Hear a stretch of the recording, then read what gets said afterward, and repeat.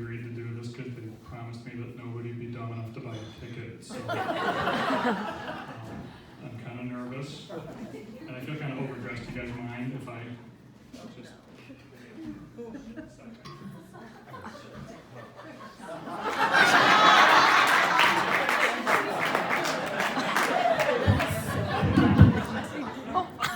That's right, honey, no low-salt Triscuits where this guy comes from.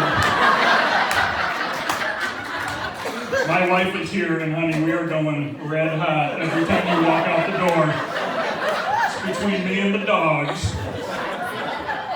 Seriously. I am nervous, though. In the crowd tonight is my wife, my mom, and the girl I dated in 6th grade.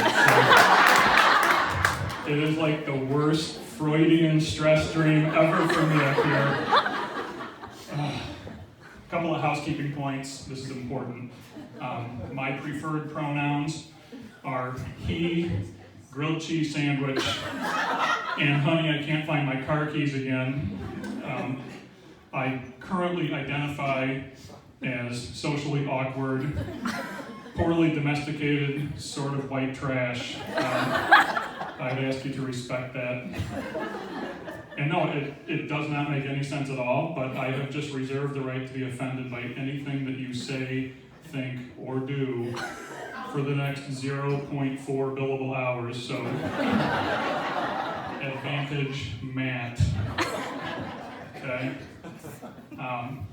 Quick question, and I'd appreciate an honest answer out of all of you. Just right now, who is looking at this shirt and thinking to themselves, dude, I am way more stoned than I thought I was when I walked in? It's okay, because this is Illinois, and this is 2020, and that's legal now, so we're not here to judge. It happened fast, too, right? Like, one night we went to bed in the land of Lincoln, woke up the next morning in the land that smells like a Dave Matthews concert. So, yeah. We finally gave in to the sales pitch we've been hearing for years, over and over again. They kept on saying, marijuana users, we're all around you. We just can't come out in the daylight. We're your doctors, your lawyers. I can think of one doctor right now that I'm pretty sure is on that list. We're all around you, they said. And finally we're like, great, fine, okay, let's see who you are. And it's funny because I went down to the dispensary and you know who I bumped into right away? A bunch of potheads. That's it. Just everywhere I looked, potheads. It looked like the alley behind every high school in America. It smelled like an open casting call for a Wiz Khalifa video. It was just, at that moment I realized that we've been had. We have. We, the productive members of society, we, the people who get up early every day, work hard, build a better world for our kids, we somehow got outfoxed by a bunch of unemployed couch slugs. It's true. Yeah. So I raise a toast to all you potheads. Job well done, I say. Apparently we underestimated the cognitive enhancing properties of Taco Bell and Little Debbie snack cakes. You guys beat us fair and square on that one. I hope you're done. I hope there's no second phase to this plan. Of course, the second aspect of the sales pitch was always the tax revenue. You got to legalize it and think of all the tax revenue for this marijuana. Or, as we here in Illinois now teach our kids don't do drugs, but please encourage your parents to do a shit ton of them because we need their money. That would be the same parents who are driving you to and from school, by the way. Yeah, that's where we are. I don't want to be Debbie Downer on this whole thing, but right now the state of Illinois is $185 billion in debt. We have lost more population in the last 10 years than any state in the union. And currently, more than 50% of college-bound high school students, the best and the brightest, the future, leave the state never to return. And the best plan we've come up with so far is to take the population that's still here, it's too dumb to leave, and get them all stoned. Like, I do not know how that can work out great.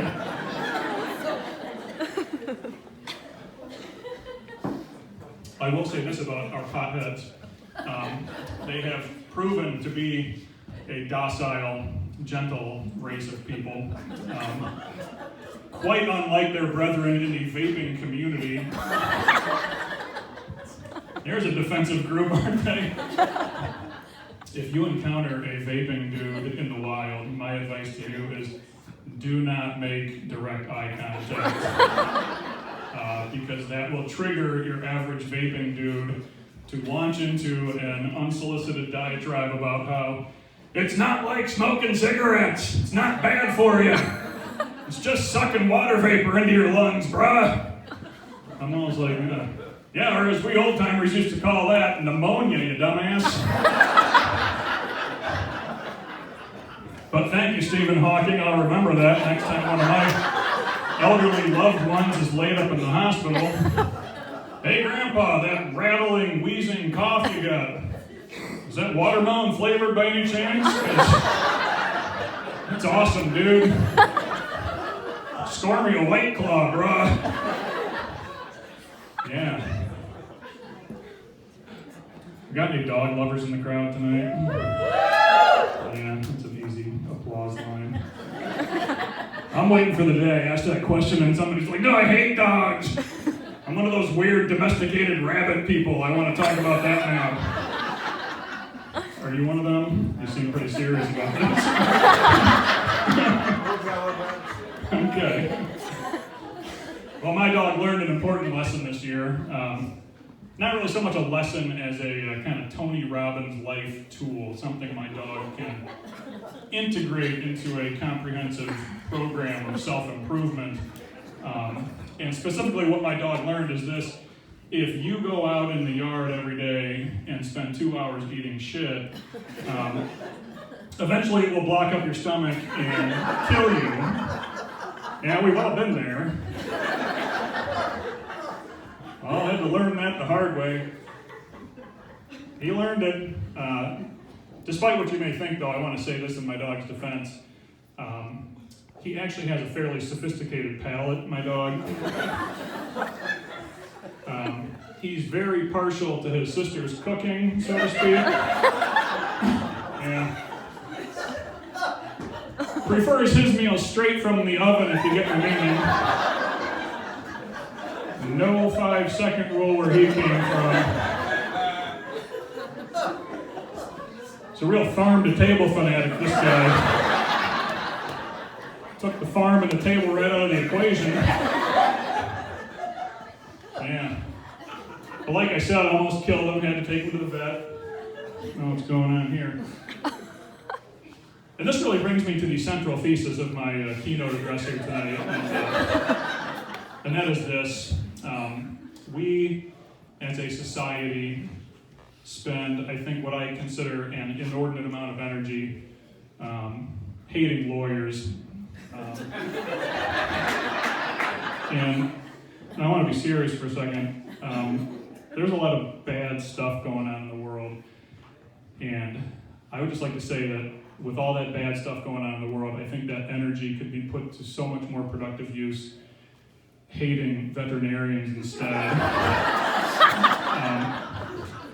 Because here's the deal, like, no veterinarian ever, under the same or similar circumstances, just took a look at this shit-eating dog and said, this dog's messed up, you gotta kill the thing right now. Like, put him down.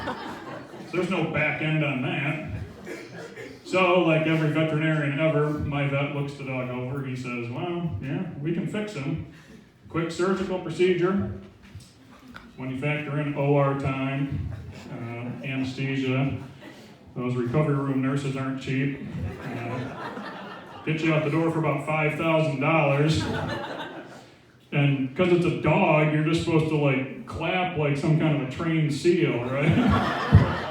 Why not $6,000?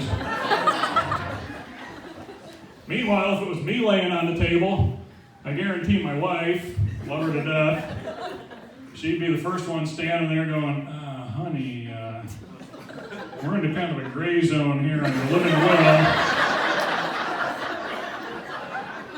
you've had a good run, and $5,000, that's a lot of money, and I really want those new kitchen cabinets, so blink twice if you're on board with this.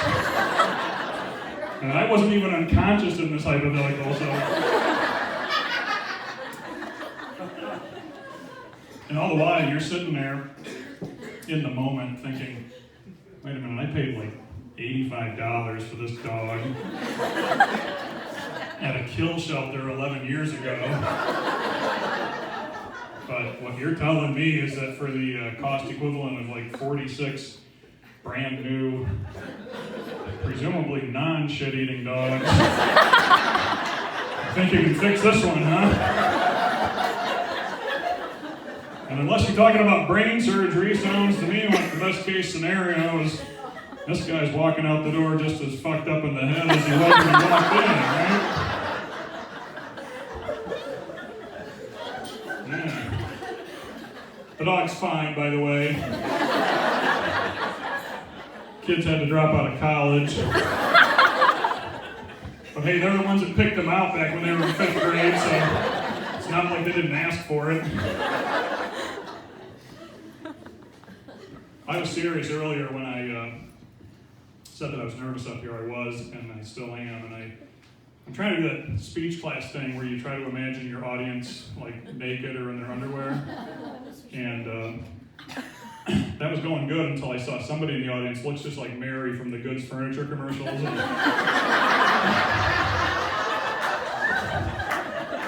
let's just say it's gonna be a Cheetos night later on. You know what I mean? We were trying to watch the local news the other night, and you can't do that without seeing Mary 16 times. And I turned to my wife and I said, you know what, I think I'm putting Mary on my list. You got a list, don't you? Yeah, you do. She doesn't know about it. One place in the world without a wireless microphone, by the way. And she made it all weird. She turned to me and she's like, that's fine. I'm putting Paul Sherman on mine.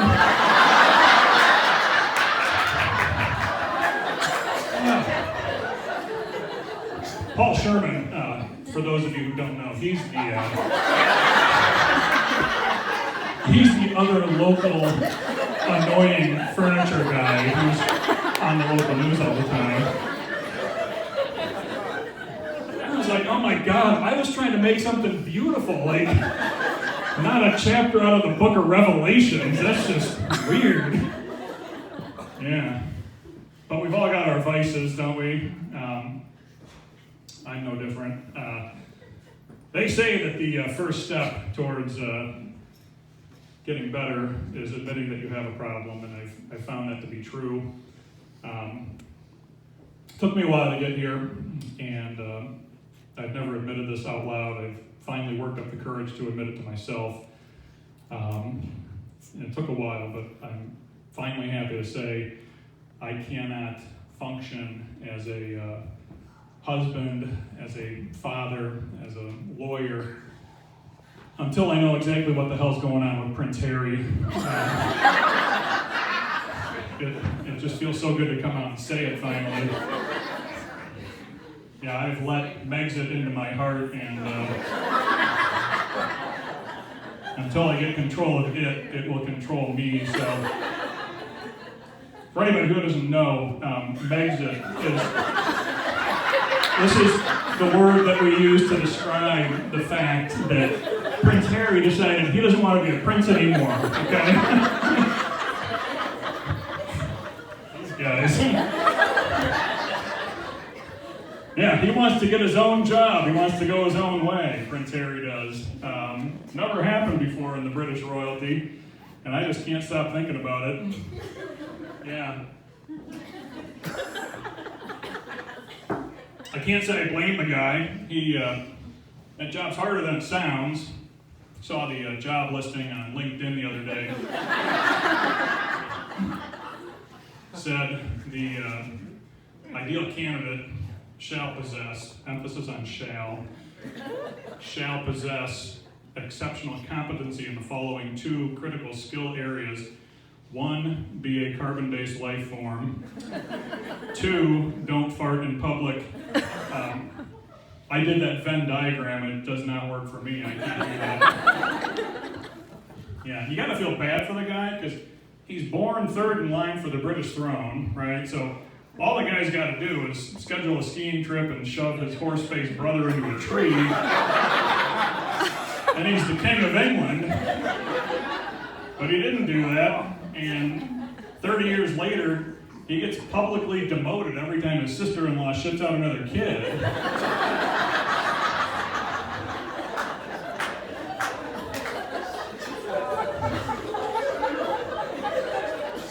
Now, I imagine that Thanksgiving is the worst for him because, let's face it, in every family there's that one niece or nephew who's just a total pain in the ass. You know who I'm talking about. It's not your kid. Your kids are precious. It's the other kids. But you know the kid. That kid might be here tonight.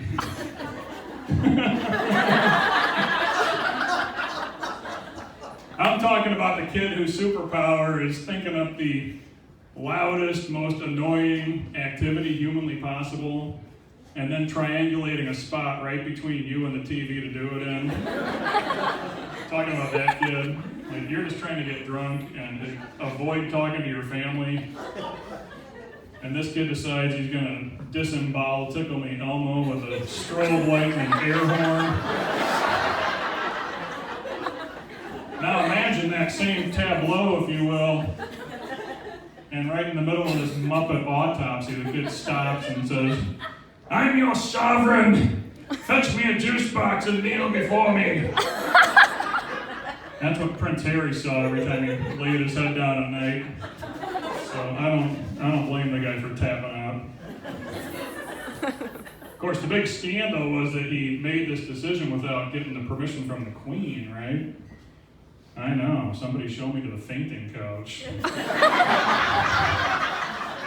35-year-old married husband and father makes personal career decision without clearing it with 95-year-old grandma? What is the world coming to? Here's an idea.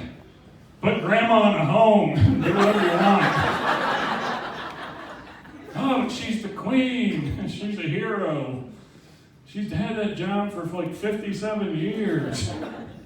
You know who else had the same job for 57 years? Lunch lady at my high school. And I guarantee we're not paying her $85 million a year to do it. I mean, literally, she's like 900 years old. What's she gonna do? Recolonize India? Is she gonna start another opium war with China? No. Almost makes you want to go over there and kick their ass again, doesn't it? Yeah. Anybody from out of town? How about you guys are? Don't know Paul from Sherman's.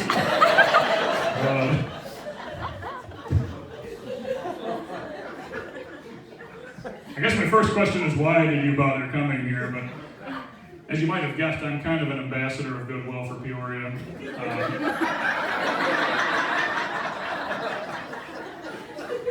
So I'd like to give you a couple of tips to help you enjoy your time here in Peoria. A couple of things you need to know about Peoria.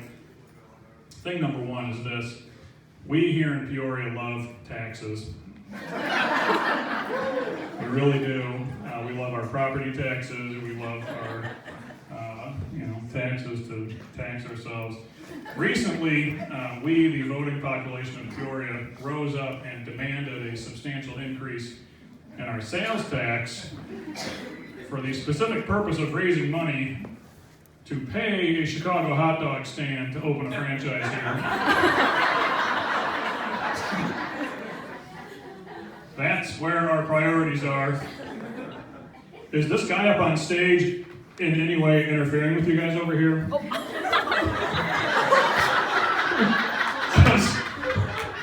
I can make him stop if you want. I think your friends are over here.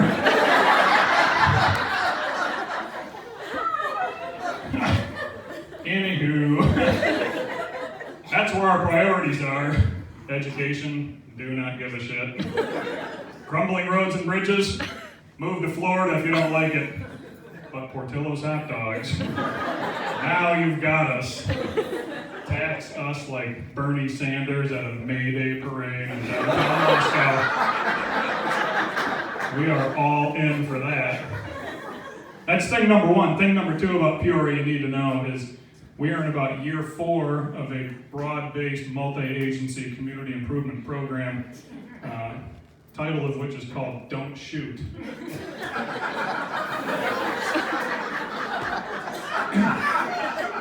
That's right, these guys sat down and tried to think of the one name that would perfectly distill the essence and aspirations of Peoria. They skipped right over strength through diversity, something or other. They took a hard pass on building a bridge to tomorrow through blah, blah, blah, blah. And they came dead square on Don't Shoot. And it's a damn good thing they did, because in the years since, that has really become the most common greeting we Peorians give to one another. This will help you fit in tomorrow when you're going to walk of shame away from his house or condo.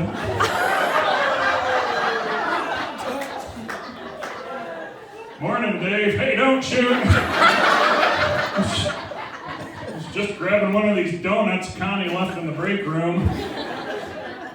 Yeah, that's Peoria, ladies and gentlemen. You may be shot dead at any moment, but there's a pretty good chance you'll be enjoying a delicious Vienna beef hot dog when it happens. So it's all good.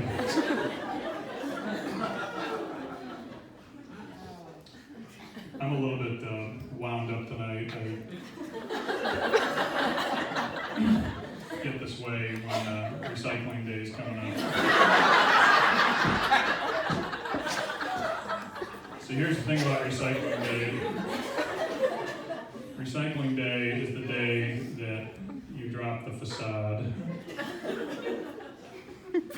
You drop the facade of your perfectly manicured suburban life, and you announce to all the world that you and your petite empty nester wife have once again, alone, together, somehow managed to fill an entire 72-gallon drum with nothing but beer cans and wine bottles.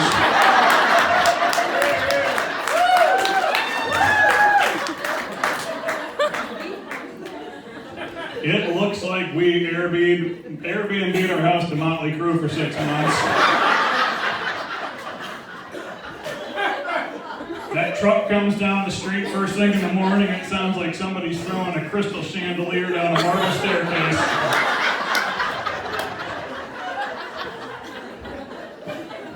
You try to rationalize it too. Well, you know, the glass and the aluminum takes up some volume, so technically it's only like 68 actual gallons of alcohol that the two of us consumed in the last 2 weeks, so yeah. And the neighbors are just, God, they're the worst. They're so judgmental. I now know half of them are potheads. I was working out in the yard the other day, and these two guys came walking along, and they saw this Jenga tower of booze and just stopped dead in their tracks. And the first guy said, "Jesus, look at that. How bad must it be in that house?"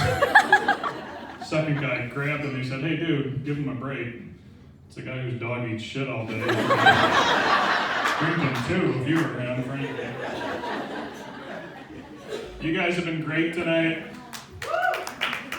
I'm not done yet.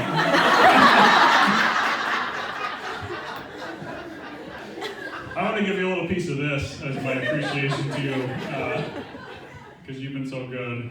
What I want to share with you is my biggest pet peeve with being a lawyer here in Peoria, because I can tell that you really want to know. And it is this.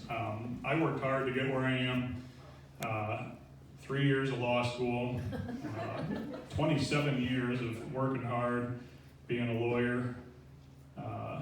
I'm just going to come right out and say it, I'm a fascinating person. And yet, in this town, upon being notified of my chosen calling, there is one question and one question only that every man, woman, child, plant, animal, sentient life force wants to know, and that is this: do you know Jay Jansen?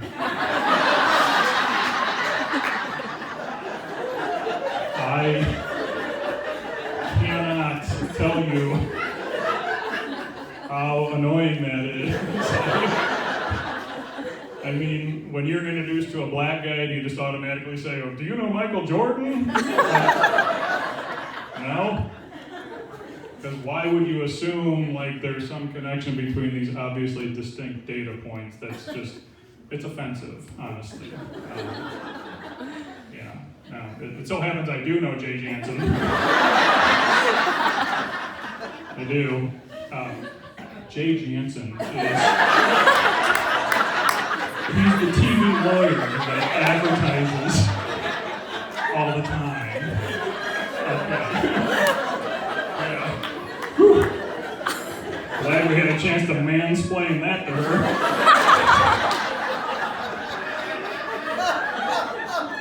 Knowing Jay as I do, I cannot encourage you enough. If you've never been, please pack up the family, drive down to his office first thing Monday, walk in and just start walking around.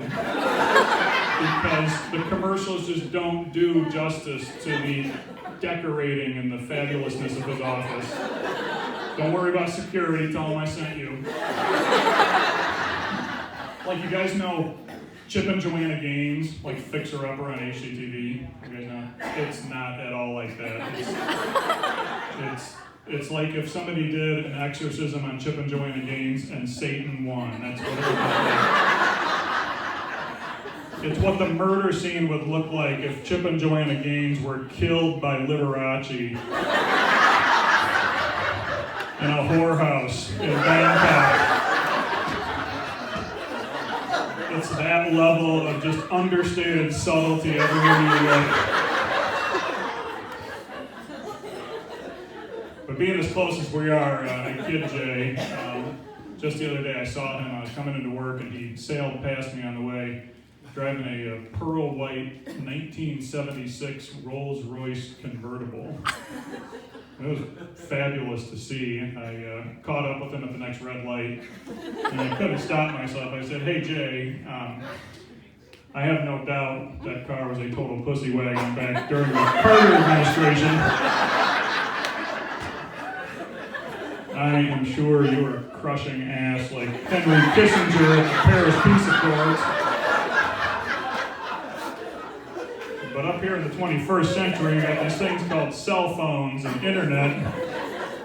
And I just found that same car on eBay for like $6,000. So what I need for you to do is step up your game, because until then you just look like an old white guy driving around looking for a Shriners parade. I am actually done now. Thank you.